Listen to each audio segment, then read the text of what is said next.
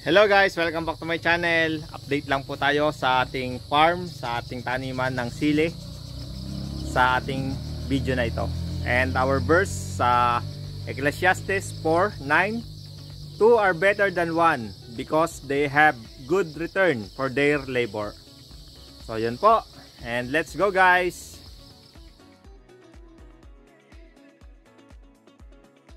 So pa rin tayo sa farm. Atin lang update yung ating taniman ng sili. So bali ay ngayon ay September 16, 2023. Dumating po yung punla natin September 14, 2023. So Huwebes po yun, ngayon ay Sabado. And awa ng Diyos, napatanim na. So nakadalawang araw po tayo ng patanim dahil kulang tayo sa magtatanim. Nung Huwebes pagkarating, dumating ng alas 11, itinanim natin ng alauna. Nakatanim tayo ng 3,000 mahigit. And then kinabukasan, kahapon, Friday, alauna uli. Nakatanim tayo at natapos na lahat yung nasa 4,000 naman. So may in-upload po tayo kung paano yung ating ginawang pagtatanim na mula sa land preparation hanggang sa makatanim. So yan po. At yon, awa ng Diyos ay nakatanim na nga po.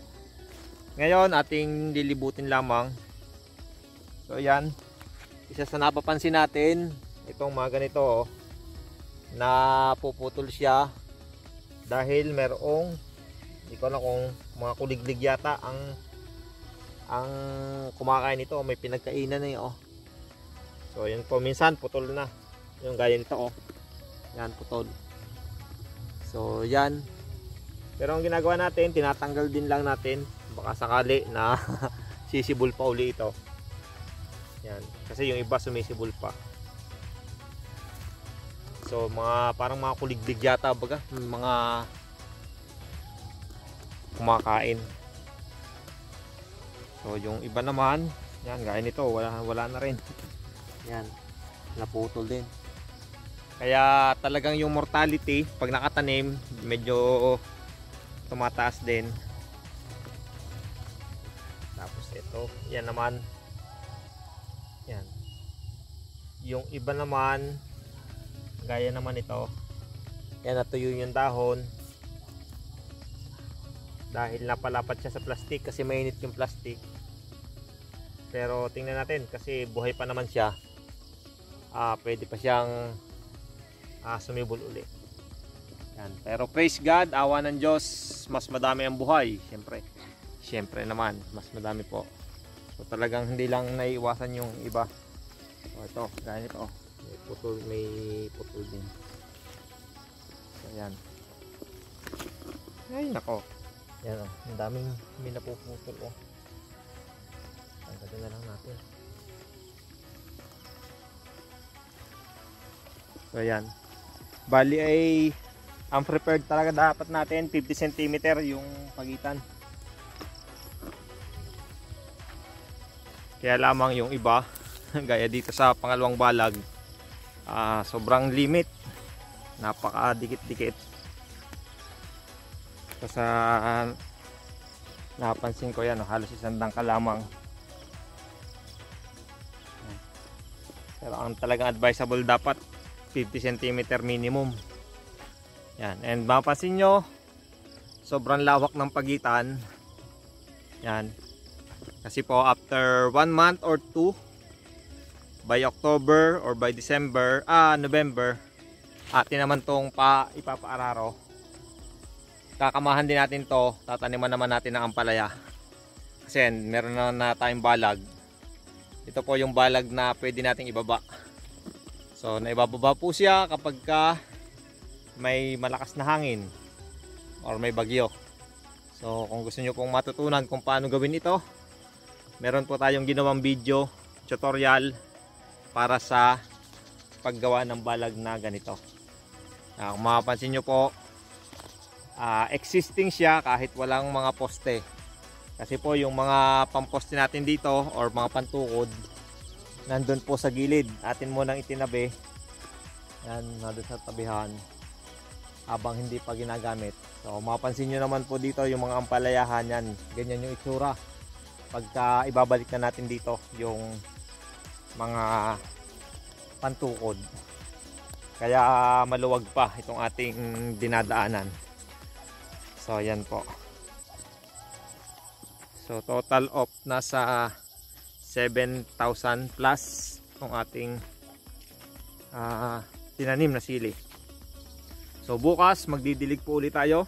Protocol po yan, pagkatanim minimum 3 days na araw-araw ang dilig para kumapit yung ugat. And then on the 5th day or 6th day mag-aabono na po tayo ng calcium. So nasa inyo po yan, kasi yung iba nag-aabono ng kahit 4th day pa lang. So andito naman po tayo sa dulo, yan. So halos lahat po ay ganun ang style ko. Ang gitna ay papatamnan po natin ng ampalaya. Yan. Yan. Mapansin nyo yung balag. May balag tayo pero halos walang poste kayong nakikita. Kasi nga tinanggal natin dahil nung nagtanim tayo ng kamote. So para madali nang pasukin ng traktor. Pero last time kalabaw lang yung ating pinapang-araro dito. So yan, kanina lang po napatanim. Kahapon pala napatanim to. Kanina dilig. Yan. At ito, yan, mapansin nyo, hindi ko pa natapos yung grass cutter rin dito. Grass cutter pa to para mabawasan yung mga insekto na pumupunta. And my gosh, anong nangyari?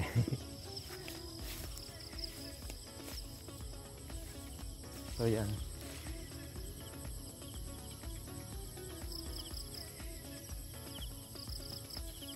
So yan po naman yung itsura ng pagkalalagyan na natin ng mga poste, ng mga pantukod. So yan. Yan, pasok naman po tayo dito sa kabilang gilid na mayroon pang ampalaya. Nasa 100 days na po yan.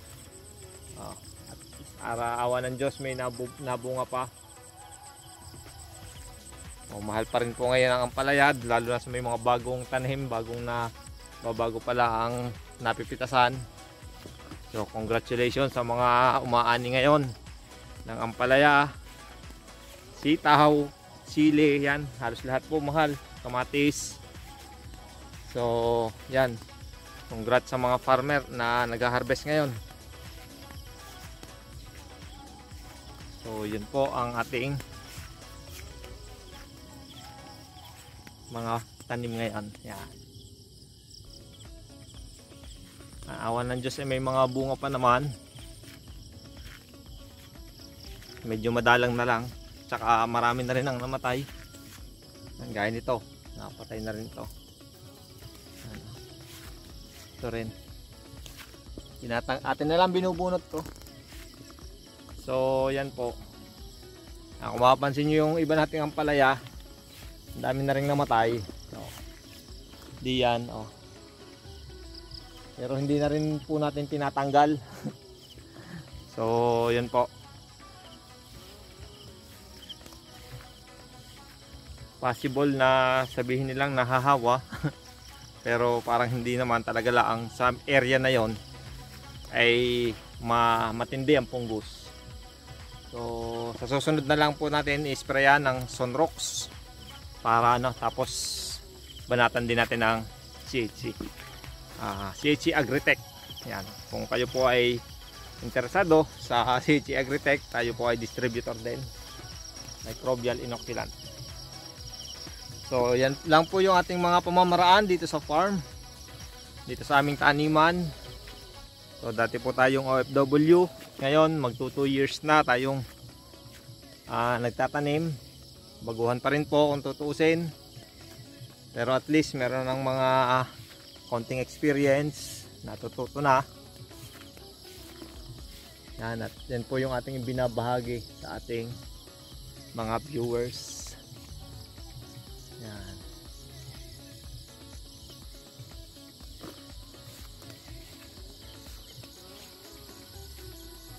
Awa ng Diyos, mas marami talaga ang buhay.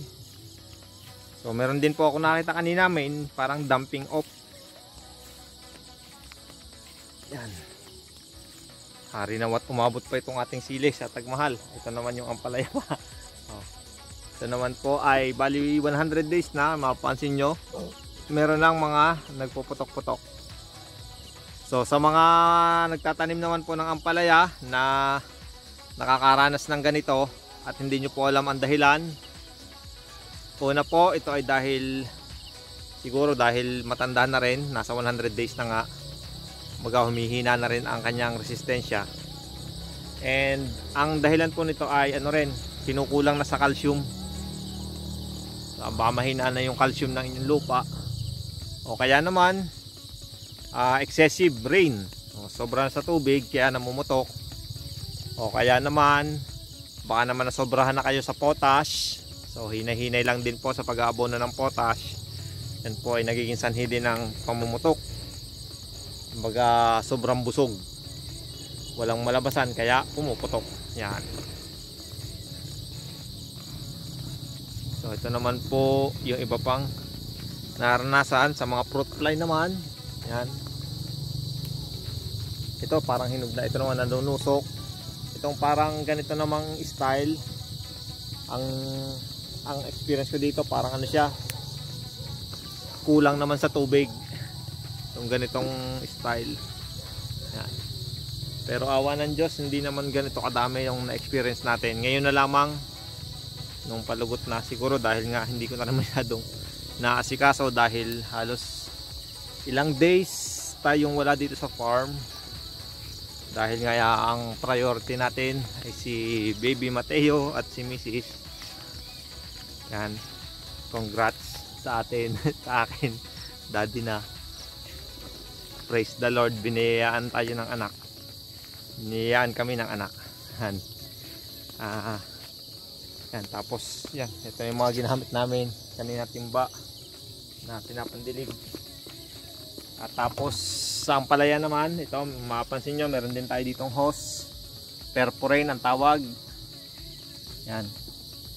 Ito po ay para sa ating mga baguhang viewers na makakuha ng idea sa mga practice namin dito sa aming taniman. Yan. Kasi iba-iba naman po ng diskarte. Iba-iba yung diskarte bawat farmer.